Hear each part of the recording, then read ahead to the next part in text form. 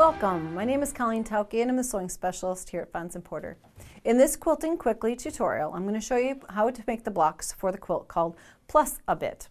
If you'd like to purchase this pattern, please visit our website. We are going to be using 2.5-inch pre-cut strips of a lot of really bright fabrics and a background fabric, and finish it off with a green border. In order to make these pieces, or cut the pieces for this block, we're going to take each of the strips, and from each of the strips we're going to be cutting 6 2.5-inch squares and 3 2.5 by 6.5-inch rectangles. That way we'll use up all of the strip pretty much and have all the pieces that we need. So down through your pre-cuts, it'll tell you how many of those you'll need and set those aside so you can create your blocks. Then from the background fabric, you're going to be cutting 2.5-inch squares and 1.5-inch squares. Let's get started with our construction. We're going to be using simply one of the rectangles and 2 of the squares. Right away you can see it makes a plus sign. But we need to make those tips off of the plus symbol look like points. So this is how we're going to go about doing that. I'm going to lay these out just so that they'll be in place for our next step, because that will actually finish out the entire block. We're going to be using those little 1.5-inch squares, and on the 2.5-inch prints we are going to be adding or doing a diagonal seam method. It doesn't have to be laying on top of there, I guess, when we're marking it. We're just going to be marking these corner to corner.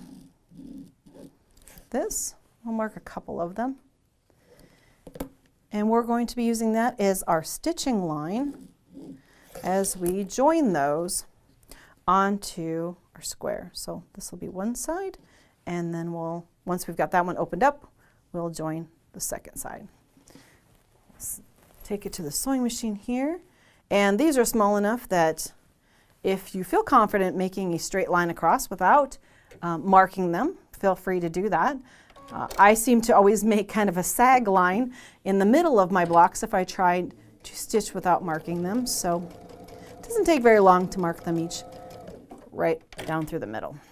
Okay, we'll take that out. I'm going to just press that open with my finger first, kind of score along that, make it nice and flat.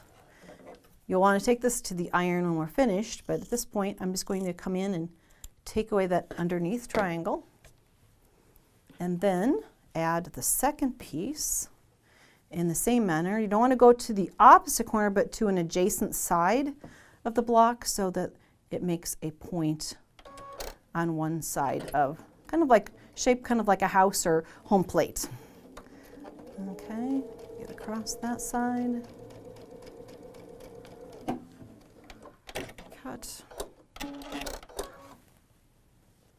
And I'm going to open that again, all the way open to the stitching line, and trim away the underneath portion. And our tails, clean it up a little bit.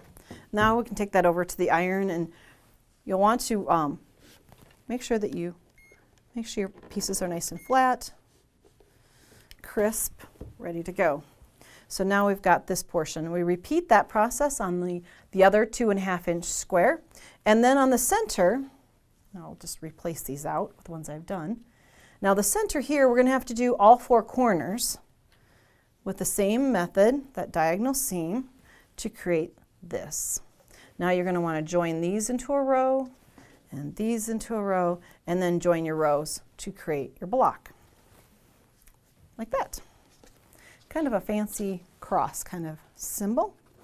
And then this quilt is constructed in vertical rows.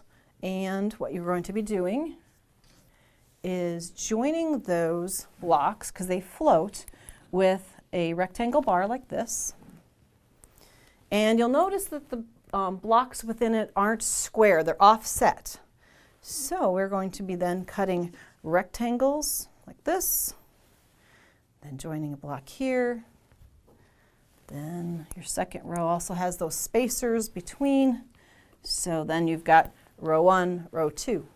Now you know how to make plus a bit. If you'd like to see more of our Quilting Quickly tutorials, please visit our website. Thanks for joining me today.